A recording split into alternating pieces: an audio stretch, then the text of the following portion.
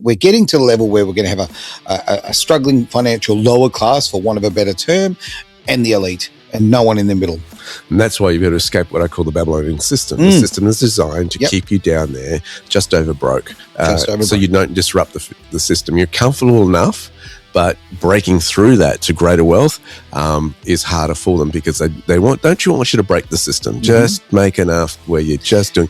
And it's funny, Aaron, I mean, how many times have you noticed this? Because it's also, we mentioned the spiritual before this, but how many times have you, when you just decided, I'm going to do this, I'm going to go forward and do this, all hell breaks loose, right? I remember when I launched my business, and oh my goodness, everything came out. It's funny, I've decided recently, we need to scale our business and go bigger. Right. Well, talk about distractions coming in. This is going on. I'm putting out fires last week. It was like, you got to be kidding me. But it's like, I'll give you a practical example. How often have people said, no, we want to start saving or something like that. And then before you know it, the washing machine breaks down.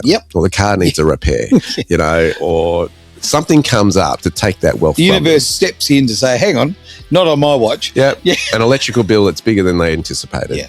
That sort of stuff. And I think that's what you've got to realize, what you're contending against. It's not just in the physical, it's in a spiritual element. And I think we've got to come back to the preferred economy, which is a system that saw you not only get ahead just in the Babylon system, it's fractionally, but this was in multiples. Welcome to the Greater Wealth here on Edge Radio Australia. The gentleman here with all the info, and I really, look, I'm sitting here with great anticipation for today's show, mate. I really am. I'm not sure what's going to happen. Great to see you, Derek Whittaker. We never know what's going to happen, hey? We just play it by ear type of thing. We do. This is not a very, well, when I say heavily scripted, there's no scripts. We don't do that. We show up and we talk about the real issues. Yeah, it's an interesting one. The world is at a point where great change is happening amongst us, massive. And let me just say this. I think a lot of people are feeling overwhelmed by that. I agree with that. And I think a lot of people are just going to get into give up mode. Well, let's not have that happen. And I don't think that's a good place to be in. And it's like, keep going, keep building, keep moving forward and this sort of thing, because, there is hope, there's great things that are happening, but, with any shake-up that goes on, there's some people who aren't happy about a shake-up, and you've got to just remember, it's beyond just the physical, it's also stuff in the spiritual that's going on. Completely agree. And look, a lot of us don't like a lot of change, and from the change point of view, it's going to happen if there's a shake-up. And when we've got to shake up politically, financially, the entire system, because that's exactly what's happening here. If you're unaware of it, the world is changing. It's happening in a very at a pace that certainly I wouldn't think of happening in my lifetime. Yeah, for sure. Yeah. Look, we've mainly focused on international type of stuff going on with the greater wealth. I want to bring it back home today. Okay, that's great. There are some rumours going on around this next budget that's happening in the next few days. In the month of May, the 13th, the Australian federal government will be announcing the new budget. Yep. And there's a lot of rumours circulating around that as to what might be in store for this. And it's got a few people annoyed. And I'm going to hit those annoyed points. Okay. We're going to go straight for the annoyed. Why not? Okay. Why not? Why hold back? I think it's funny. when let's put this in context. We've got a Socialist Democratic Party that is running the country at the moment. Okay. The concern about that is they admit that in Article 4 in the Constitution. Go Google it. Very early. And a lot of them aren't even aware they're in the party, that they are Socialist Democrats. I don't think most of them in the party actually have ever looked at the Constitution, to be honest with you. Yeah. Certainly the way they act, there's no way. There's absolutely no way. They tend to, certainly in my perception of it is it's very much a, jobs for mates kind of thing when it comes to the Labor Party, or mates, or people who can get your votes in particular demographics. That seems to be the go very much these days. The big concern too, I think, with people, the frustration with Australians is, listen, it's not government money, it's taxpayers' money. Yeah, it's true. I heard Malcolm Roberts say that of the One Nation Party recently, and he said, that's what we have to consider this. And I thought, that's a good way to put it. It's not your money to manage. And I think when you realise that you have to manage other people's money, there's a greater responsibility there than if it's just your own. So true. And, I've had to be a treasurer for a not-for-profit organisation at one time, and you get a little bit nervous about this, but you go, you're accountable to other people because you're managing their money, and those who are doing working with the bookkeepers and that sort of stuff, you got to go, look, what is actually going on? Where is the expenditure going? What are they budgeting for, and all this sort of stuff. The problem is, as I think a lot of Australians are frustrated, is they're not seeing their taxpayers' money spent very wisely. No. Like when my politician comes knocking on the door and wants to spend $680,000 on a ditch just across from us. Right. And what do we get for that? We get lawn and a swing and somewhere to sit. $680,000. Whoa! I mean, now I'll you give think of the this, lack of value there. Yeah, I mean, there was a ditch. They had to fill it in. They put infrastructure. They put in green lawn. Okay, I know that a lot of stuff that you can't see under the surface is there. Sure. But $680,000, I could buy a lot of swings at Bunnings for $680,000. You're bang on the money. I mean, I remember it's going back a couple of years ago now that it was a long, ridiculous, drawn-out process for effectively a little seat shack that was sitting there in the city of Wanneroo, looking out over the ocean. Beautiful, great to have that there. Now, it worked out. It was going to, I can't remember the figure, but it was about $500,000. It was for 3 people to sit down. Are you kidding me? Right? That is shocking misuse of taxpayer money, and it is taxpayer money. So Senator Roberts is bang on the money there. This is the thing that the bureaucrats and the government need to really remember. And when you see Trump reinstating the fountains from across from the White House in Washington, D.C., and the original budget was going to be $300 million to do that. Wow. And it was going to take 3 years to do. Okay. He actually got it down to $3 million and did it in about a week. Hang on. First figure was how much? $300 million.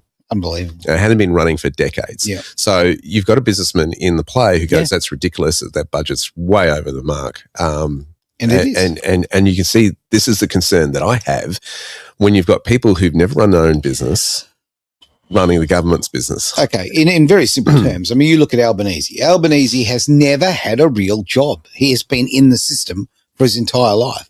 The great joke about the fact, I was raised by a single mum in public housing. Well, you've never been out of that public housing. He's always been in that system. And I just think that is... I mean, he's been institutionalised, really. I would argue with Albanese, he actually has run a sort of passive business in that he's a property investor. Oh, well, he certainly is that. Okay. So I would argue that I'll give you the points on that one. But, it's not like your typical business in terms of, getting out there and running this is my full income type, active income. Sure. Definitely not. And what's interesting is they are going to be targeting, the rumour is that they're going to be targeting property and investors' properties. So the big issue is that they want to reduce capital gains tax. Now, for those who don't know what capital gains tax is, let's say a property makes $100 million. No, it's not $100 million. Let's keep numbers easy. $1 million. Okay, you hold an investment for 10 years. Yep. It increases its value by $1 million. Okay. In the current circumstances, 50% of that, if it's held over 12 months, is capital gains tax free. So $500,000 is tax free for an individual. On the other $500,000. Correct. And that is dependent on how it's held, the asset, whether it be in a family trust, whether it be in a unit trust, whether it be in as an individual, whatever it might be. All of that's coming under scrutiny. They want to reduce the capital gains tax to 30%. And they want to get rid of negative gearing for people. We're talking about that. And they've been playing with this and toying this for a while. Such a long time. Now, the problem with that is, can government manage property well? Okay, let's look at the properties that government does run. It has a lot of public buildings that it runs. Yep. It runs parks. Yeah. We've just demonstrated how that was overblown in budget in terms of just building some sprinklers and a swing for the kids and a bench. We've seen how the whole management of parkland is dealt with. Now, do they also want to get into... Of course, they do a bit of public housing. Do they want to increase that? Because that's exactly what's going to happen. If the incentives for investors aren't there to take on the risks to buy a property that can't get tax benefits for. Now, people often whinge about negative gearing, and they whinge about people who are in the property sector and that sort of thing. And I mean, there's good and bad in everything, of course. But if you want people to invest, you have to make an environment that's conducive to that and inviting for that. And that's what negative gearing does. Now, in the current situation with the ridiculous, the supply and demand, it's the price of the house is going through the roof. I'm not even sure how negative gearing works for people at the moment because I'm not in that game. But by taking the incentives, you're absolutely right. What's going to happen is going to be further shortage of homes. You're going to increase that problem. Negative gearing is a funny one. I've never been a huge fan of it because I look at it this way. Who wins in the equation? Well, does the government win? Yeah. Does the real estate agent win? Yes. Does the tenant win? Yes. Does the bank win? Definitely. Who loses in the game? The investor. Yeah. And because it's negatively geared. If you don't know what negative gearing is, it's simply the costs of holding the property exceed what the income is coming in, the rental income. Yeah. And so they're making a loss in that instance. And the theory is you make it up on the growth of the property, right? Correct. Right. Yeah, especially for residential. And they're actually getting that capital growth there, and that's where they gain. But they've got to hold that investment for how many years? Right. And the problem is if a tenant moves out, they haven't got that cash flow coming in, or the government comes in, changes the rules. Yeah. So many factors can go wrong in that little play, particularly when there's a loan on the line, right? And the bank wants to be paid every single month. They're funny about that, aren't they? Yeah. So if you're going to do an investment, there is a risk involved if you're going to do it that way. If and you should be rewarded for a risk, okay? And the risk versus reward should be, there's got to be a balance there, okay? If it's a very, very safe thing, you expect to get a lower return. If you're taking more risk, you want a bigger return. It's just fair. The other issue is I want to roll that out to shares and the share market. Now, the problem with that is that if you take away the incentives for an investor to invest in the share market, what you're doing is denying people with great business ideas that need the capital to get it off the ground, who don't want to go down the banking route of getting a loan to do that. Now, this is where great companies have been birthed from. I mean, you look at things like Apple was birthed out of a shed, right? Yeah. The company Apple. We've got companies here in Australia that had very humble beginnings. There's one internet provider, I can't remember its name, but it was out of a Perth shed at one point. Oh, Westnet? Yeah, originally one of those. Became IONet. IONet. Yeah. So they have started in those humble beginnings to get to where they are today, 100%. Big corporations. And so you've got to understand here that if you deny the efficient moving of capital through those mechanisms of the share market, you're taking the incentives away for investors to play that game. All right. I mean, look, when I was growing up, my family was always in business, okay? So mum and dad were always, thinking that way. Therefore, we were very much Liberal voters because Liberal looked after the small business. That's the theory, the great theory. And the great theory was that Labor were all about the working man and woman, right? Now, I think I wouldn't have to struggle to make an argument that that's become a completely ridiculous statement now, because the Labor Party do not look after the everyday man and woman anymore. Very much, they're very elitist, and it's all very much flipped. You have to. Where I'm kind of going is where you vote will stimulate or stop stimulating the economy. The ethos, and like you said before about the socialist side of politics, we can't allow that to get into free enterprise too much, because it stacks everything.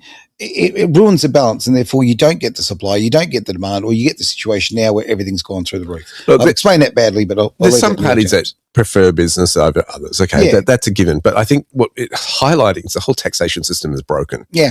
Because what are we doing? We teach our children, work hard and you'll get ahead. And what we do in the taxation system, you work hard and we'll take 50% of it away from you in taxes. And we'll punish you. And plus hidden taxes as well. 48% plus Medicare levies, plus not just on income tax, but, you put the fuel in the tank at the pump, there's hidden tax there, your GST, right. Every time you're paying tax left, right and centre.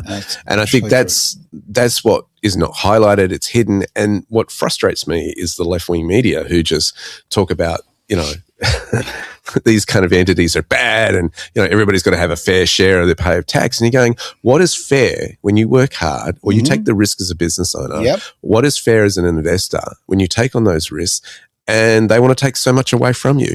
That's not fair. Look, on the media front, and I don't want to go too far away from this, but I do want to make this point. I'm really noticing at the moment there is a change of narrative and a very much a push that is pushing the socialist kind of agenda on the mainstream media. It's always been there. It's whoever, quite frankly, the media is not a service. Like, it's a business, and whoever's paying them the most, that's where the money's going to be. So they are for sale. And the propaganda at the moment is really pushing that angle. It's kind of like, if you're successful, you're evil. Written by many journalists who've never run their own business, who've been an employee all their life and don't really understand the risk it takes to run a business. And, how do I know? I was one of them, all right? Not that I was left-wing, but I was in a situation where, I'd never run a business before when I was reporting on things. And you want to go, everybody pay their fair share, all this sort of stuff. What's fair? And here's the thing, a lot of these employees expect to be paid fortnightly. Right on time. And if it's a day late, hang on. There's a bit of an issue there. Where's my fair share? It's like, well, hang on. How many business owners don't know when the next pay pack is coming in? How many of them, particularly in startups, they don't know. No idea at all. Absolutely. How's the bill's going to get paid this month? I'm not sure, but we'll figure it out as we go. I think that a lot of people have got to realise that a lot of small businesses, get to know 2-minute noodles very well.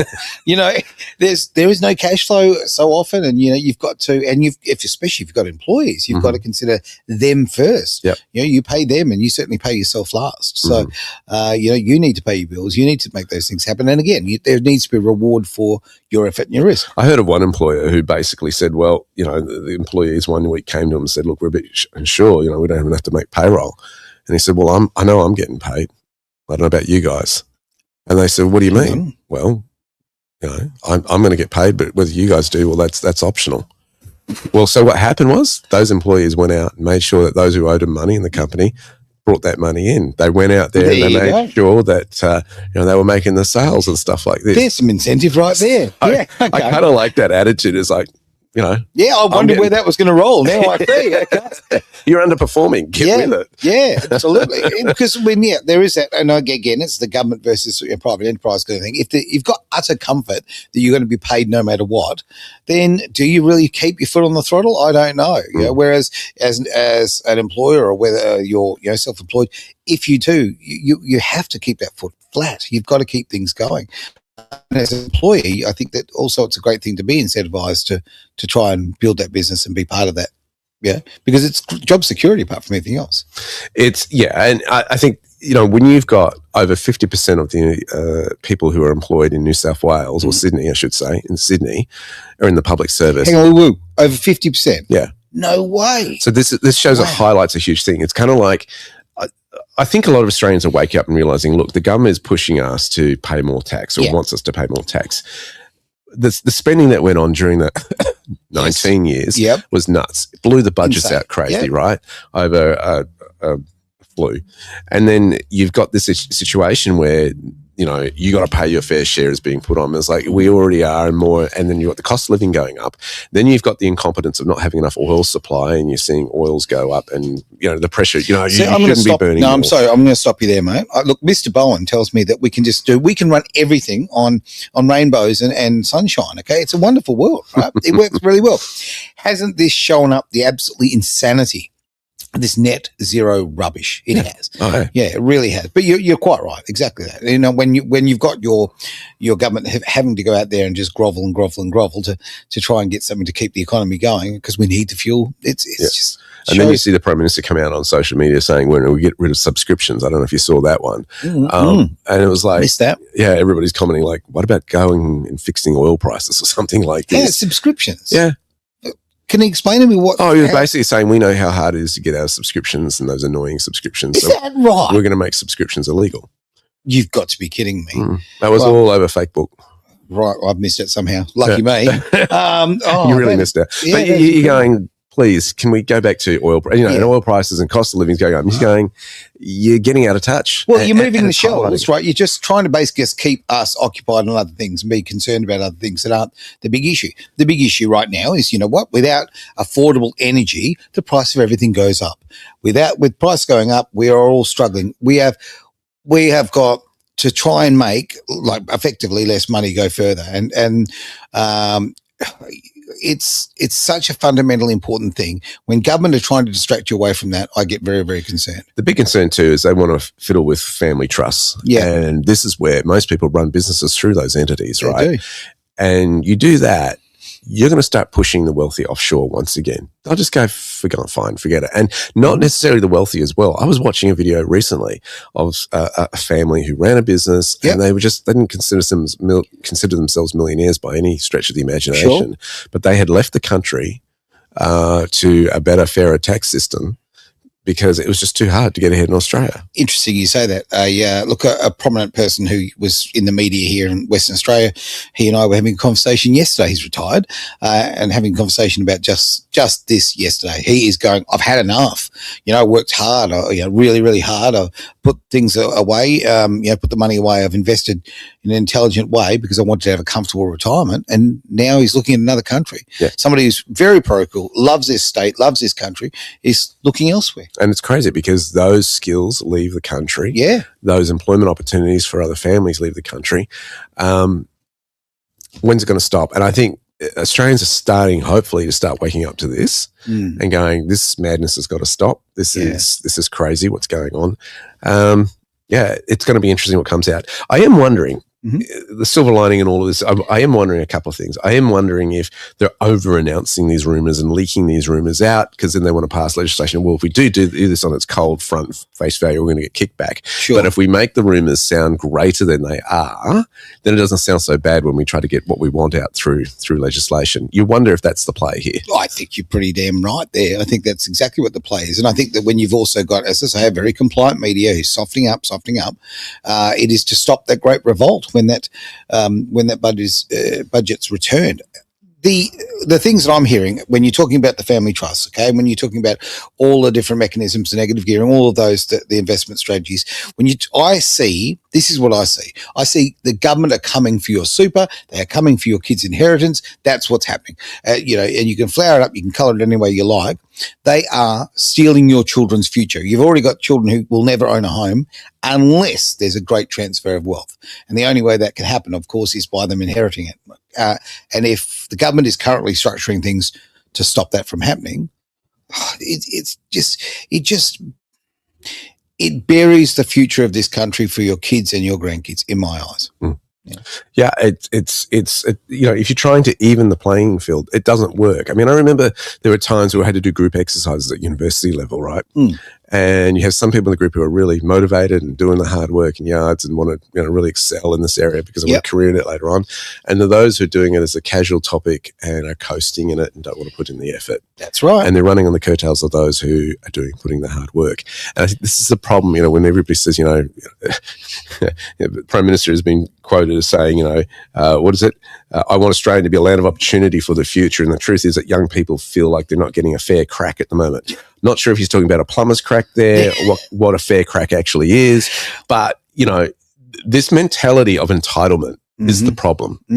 But when you said before, New South Wales, okay, over 50% are in the public sector. And obviously you've got the ACT to consider, which I don't even know what the number would be there. Yeah. They're living in a bubble. They just don't know what's happening in the real world. I'm seeing it and we're all seeing it. You go down the local shops, there's always someone sitting outside now, who's begging for food. And here's the problem. They're not the people who used to, right? I mean, there used to be people with mental health problems, with drug problems. These are families. Yeah. Like I'm seeing families doing it, and like you're having a trolley and trying to get help, and you help out whenever you can. But the problem is, an ever increasing number of us are getting closer to that level. So even us helping is becoming extremely difficult. They're disappearing in the middle class? Yeah, the middle class is absolutely disappearing, right? I mean, that's where I've lived basically my life. And I think to myself, that's being in the middle class has enabled me to help when I can for those who are struggling. And it's just getting harder and harder, mate. We're getting to the level where we're going to have a struggling financial lower class, for want of a better term, and the elite, and no one in the middle.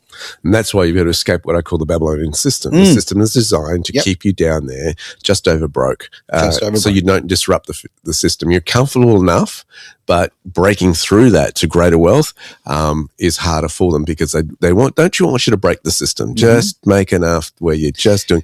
And it's funny, Aaron, I mean, how many times have you noticed this? Because it's also, we mentioned the spiritual before this, but how many times have you, when you've just decided, I'm going to do this, I'm going to go forward and do this, all hell breaks loose, right? I remember when I launched my business and, oh my goodness, everything came out. Yep. It's funny, I've decided recently, we need to scale our business and go bigger. Right. Well, talk about distractions coming in. This is going on. Putting out fires last week. It was like, you got to be kidding me. But it's like, I'll give you a practical example. how often have people said, no, we want to start saving or something like that. And then before you know it, the washing machine breaks down. Yep. Or the car needs a repair, or something comes up to take that wealth. The universe steps in to say, hang on, not on my watch. Yeah. An electrical bill that's bigger than they anticipated.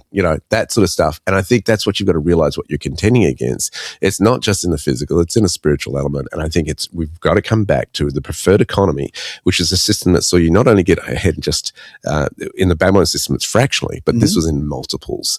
It wasn't a situation where you basically just making incremental progress, you can be accelerated. And I think those principles, when you start to learn them, which is something we do teach at Blue Sky Factory, our students, that we want to see our students step into that system. Well, the information's popping up on the bottom of the screen there. So, yeah, look, please do go to blueskyfactory.com.au. And by the way, I'm going to be doing a seminar for people on the 28th of May. Excellent. At a Country Comfort Perth hotel. And we're going to be addressing the whole how to prepare financially for AI. Yeah, which is this is something we have to do. So you've got, AI is learning rapidly, quickly. Yeah. People don't realize how vulnerable they are in their employments and jobs. To stay competitive, businesses have to go there because everybody else will. If they don't, they'll get caught out. So you're going to be looking at that topic. Look, if you've heard this and you want to mention it, that you're from Edge, we'll give you 50% off your ticket price. Okay, 50% off. Hello, that's massive. That's absolutely fantastic. Send me an email. It really is. That's great to hear. Look, on the AI front, we talk about distractions and sort of things. On social media the other day, I saw this great thing about, just type in, to go to a chat GPT and type in, please write an unhinged bio of me. Okay. And boom, you hit go. Now, it's a bit of a laugh, it's a bit of fun, but it's also a bit terrifying because, oh my word, how much I know I don't even use that platform particularly.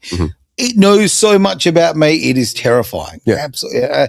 And that's now. Next week, it'll be stronger. In a month's time, it'll be even stronger. Like it's here. The toothpaste is out of the tube, and you either embrace it and try and make the most of it and maximize your value, or you're going to be unemployed. You're going to be replaced by it. It's going to be fascinating, not only in that, but what the social dynamic might be as well and the implications. And yeah, we're going to be looking at that in depth and how to prepare for it, what you need to do. So, well, one of my favorite professions, and I say this with my tongue firmly in my cheek, is the legal fraternity. And I've been speaking to some lawyers recently who have just said that they are now taking on less staff, less junior lawyers. That profession is the numbers down because AI is now doing a big percentage of the research. Now, I might say this, and this is important, don't use the generalised software if you're going to do your own legal stuff. In fact, go to Edge Radio Australia, if you like.com, have a look. We've got some great guides there.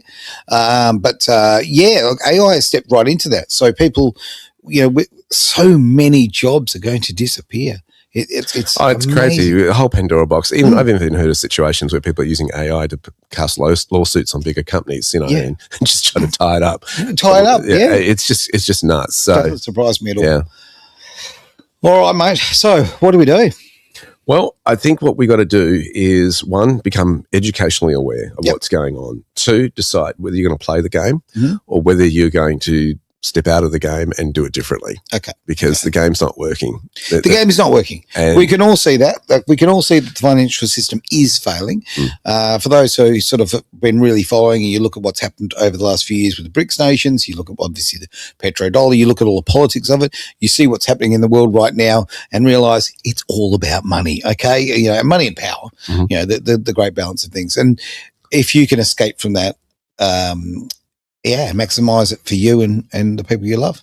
I think you've got to really understand too, what is your life purpose? What are you really meant to be doing with it? And that's what we build all this stuff around in terms of education, because so many people aren't doing something they enjoy or like. And what's the point of doing that? Why spend 40 to 60 hours of your week doing something you absolutely hate? Makes no sense. And the demand is getting greater and greater to, be that good employee and just show up for that pay pack. You want it, bang, you do that. And I think there's got to be, more than just work in life. So how do you get your money working for you? And that's the real key. Say that again, mate, because I think that's the big point. It's how do you get your money working for you rather than you working for it. Love that. All right, on that bombshell, we'll end the show, mate. Any last thoughts? I don't think you should have any. I think we covered it. No, I like what you said. I almost want you to repeat it again. It was that good. No, really, really good, important stuff. But I can't recommend enough. And this is, I'm very, very happy to recommend you, mate, because I think that the knowledge is power. You bring it to people in a really great way, and you explain it very, very clearly, and it's not somewhere that the everyday person can get lost, and it'll take you forward in a far better way. So, get onto, as I say, the website there, blueskyfactory.com.au. Thanks for being part of the greater wealth. You're on Edge Radio Australia.